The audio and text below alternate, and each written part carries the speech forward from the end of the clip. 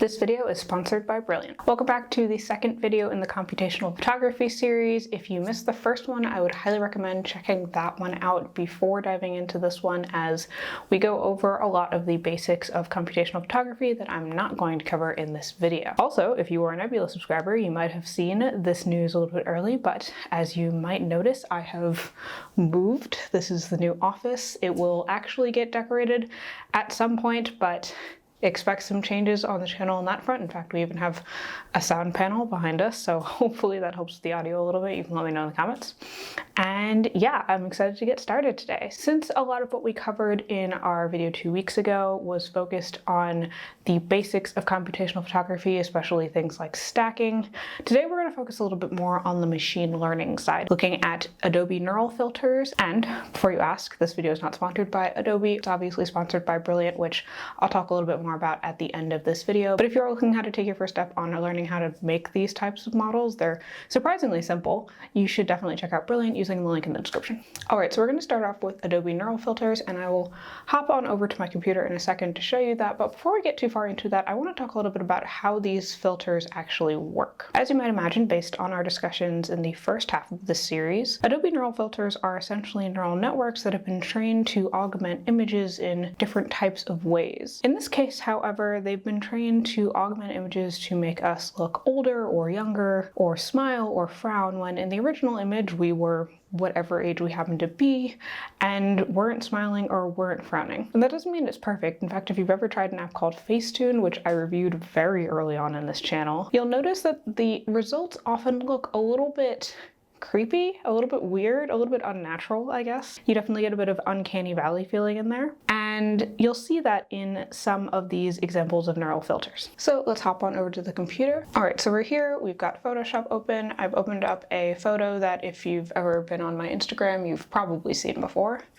And we're going to go over to the filter section and open up neural filters so that we can start playing with things a little bit. So as you can see, part of the process of neural filtering involves a model that essentially just recognizes where your face is in the image and draws a box around it so that Adobe knows where to apply the transformation effects. So we can start with skin smoothing. I don't think that this will have too much of an effect, mostly because the original photo taken off of my phone, your phone automatically does some of this by itself, does the skin smoothing. So when I look at this image now, I can tell that my skin already looks a little bit smooth, a little bit too smooth, which is how I can tell that that has probably already been applied to the image, but we can look at it anyway. So as you can see, there's not a huge difference between changing this and taking it back. You can see that some of the lines around my nose and around my lips kind of go away if I apply the blur effect, but these aren't huge changes. If we do smoothness, you can see similar things.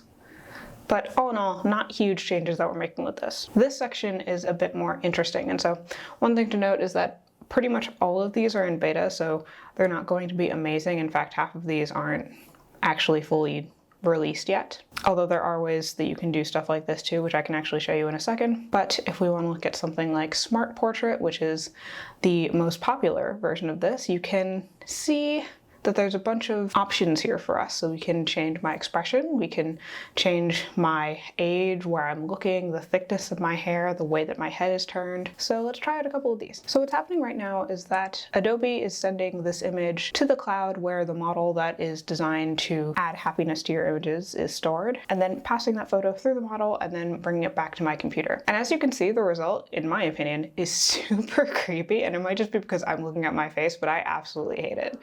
Having said that, it is a smile. I guess I look happier. I don't know. I think I look insane, but it's happier insane, I guess. That seems worse. Now we can see what I look like when I am sad. This one is, I guess it's sad. It mostly looks like I've, I guess, like puckered my lips up a little bit, or like, it's more of a like disappointed or like cautious look in my opinion, but that's what we've got for happiness. So now we can turn that off, bring things back to normal. We can try surprise. Let's go for not surprise first.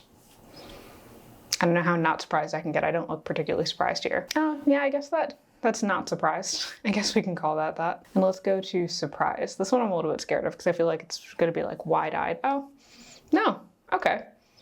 I guess this looks surprised. It looks surprised in a slightly... Anyway, let's turn off surprise and let's go over to anger. So let's see what I look like, apparently, according to Adobe, when I'm angry. Ooh, that's like a combination of like sad and surprised, I guess. I don't if that looks angry to me. It looks like there's definitely something wrong with my face, but I wouldn't call it anger. And let's see what I look like when I'm not angry. See, this actually seems like a better example of happy than the happiness one did to me, but let me know what you think in the comments. All right, so let's move on to age. So this is going to be me looking older. I don't know how much older. The sliders I don't think actually correlate to age or years, but we can see what happens. Okay, so my hair is frizzier. It's a little bit grayer, but not a ton has changed about my actual face. I look basically the same. That's cool. Apparently Adobe thinks that I'm always going to look relatively young. I appreciate that. Thank you, Adobe. How about gaze? Let's shift my gaze to, I guess this will be the right, my right. Yep, that's what that did. And to the left. Okay, see, these are less creepy. They do seem to make my eyes a little bit bigger, and I guess that's just because of the angle of what we're looking at, but otherwise, this definitely looks like a more realistic transformation, I think, than some of the other ones we've seen. Let's do hair thickness. How much thicker can my hair get? Oh no, it just made it frizzier. That's not fun. Okay, let's go to thin and see what happens. Oh, gross, I hate that. That looks terrible. Okay, let's turn that off. Head direction. Okay, so my head is already tilted slightly in this picture to my left, so let's see what happens if I move it more right. This is interesting mostly because it just seems to, something about turning my head really screws with the hair generation here, and I'm not entirely sure what it is, but this model definitely seems to struggle with just handling my hair, so presumably it hasn't seen hair that looks like mine very much. Okay, we're not going to try things like makeup transfer, but just to go through some of the other options here, you can transfer the makeup from one image to someone in a different image. This is depth-aware haze, which lets you add a haze to the background of an image, but not the foreground. So as you can see here, if you wanted to blur out the fields in the back, that's how you would do that. Colorize is just colorizing pictures. And then there's super zoom, which is basically creating higher resolution images from lower resolution images so that you can zoom into them more and then play with them that way, which is pretty cool. However, and as I mentioned in the last video on this, there is the possibility that we'll be able to do something like that in real time using NVIDIA's Maxine. I actually applied for early access since it hasn't been released to the public yet and haven't heard back, so hopefully there will possibly be a bonus part 3 of this video where I get to show you how that works, because that would be really cool. But it actually involves a lot of the things that we saw on Adobe as well as via Descript, which is to say that one of the things you can do with it is face reanimation or face alignment in real time. So similar to the Adobe Neural Filter that could change where I was looking or the way that my head was tilted. This can do that in real time with all of those different things put together. So changing the ways your eyes are pointing to make sure you're facing the camera, changing the way that your head is tilted to make sure that your head is facing the camera, etc. To summarize, there are a lot of interesting ways that we can use machine learning to do computational photography, and while some of them are just for fun and entertainment, I think that there's a lot of interesting ways that we might be able to use these systems to create new forms of media that we might not have seen before.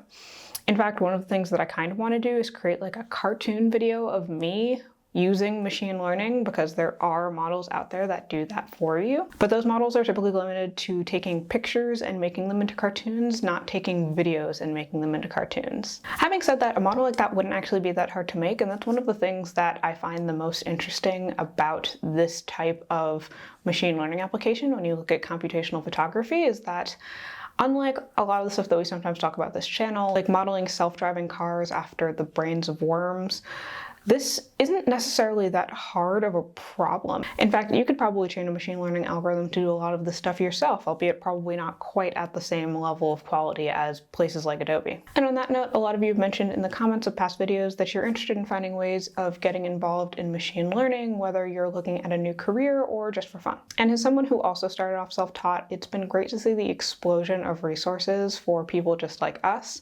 But when it comes to getting started with a limited technical background, nothing compares to Brilliant. Brilliant is a website and app that makes learning interactive, accessible, and fun. They have a great set of courses on neural networks and algorithms, and they just introduced a new statistics course that will help you create a solid foundation for the rest of your machine learning journey. Or if you're not quite there yet, you can start with one of their courses on mathematical thinking to help you take your first step towards your machine learning goals. Brilliant's approach is based on problem solving and active learning. It's about seeing concepts visually and interacting with them so they stick. And their Courses are laid out like a story, broken down to pieces so that you can tackle them a little bit at a time, which is great for anyone trying to fit a little bit of learning into a busy schedule. The best part is there's no tests and no grades, so you can just pick a course based on what you're interested in and get going on your own pace. To take the first step in your learning journey, go to brilliant.org/Jordan or click on the link in the description and sign up for free. In fact, the first 200 people to go to that link will also get 20% off the annual premium subscription. Otherwise, if you like this video, then let me know by smashing the like button and subscribing to my channel.